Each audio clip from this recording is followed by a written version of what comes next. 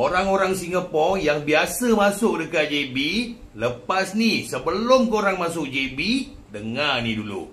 Akak ni berniaga bukannya nak kaya. Dia kata cukuplah sekadar dapat hidup selesa. Akak ni buat Maruku dah bertahun-tahun lamanya. Cuma belum ramai lagi orang yang kenal produk dia. Kalau korang datang dekat tempat akak ni berniaga, Maruku yang panas-panas baru lepas goreng tu dia bagi korang rasa. Kalau korang tak nak beli pun tak apa. Akak ni cakap rasa je, tak perlu bayar apa-apa. Sewaktu saya datang untuk rakam video dekat sana, akak ni hulurlah sikit Maruku yang baru lepas goreng tu dekat saya. Sekali saya dah rasa, Masya Allah Maruku dia rangopnya. Dah lah rangup. Rempah-rempah yang akak ni campur dekat dalam Maruku tu, cukup-cukup terasa. Patutlah akak ni ada customer yang sanggup datang dari Singapura. Akak ni jual Maruku dia dengan packaging yang berbeza-beza. Packaging yang kecil 280 gram tu cuma RM10 je harganya. Yang besar sikit 500 gram tu RM18 je. Kalau korang nak packaging macam yang dalam balang ni pun ada. Nak jimat lagi, beli je satu bandel yang 3 kilo ni. Silap hari bulan korang boleh buat untuk berniaga. Selain dari Maruku, makanan-makanan ringan yang lain pun akak ni ada buat juga. Cuma Maruku je yang akak tu goreng dekat sini. Yang lain semua dia buat dekat rumah dia. Kalau korang nak cari akak ni, pergi je dekat Pasar Tani Kekal Datin Halimah Lakin JB dekat tempat akak ni berniaga. Ataupun korang boleh tengok nombor yang ada dekat atas ni. Korang kontak lah akak tu kalau nak order.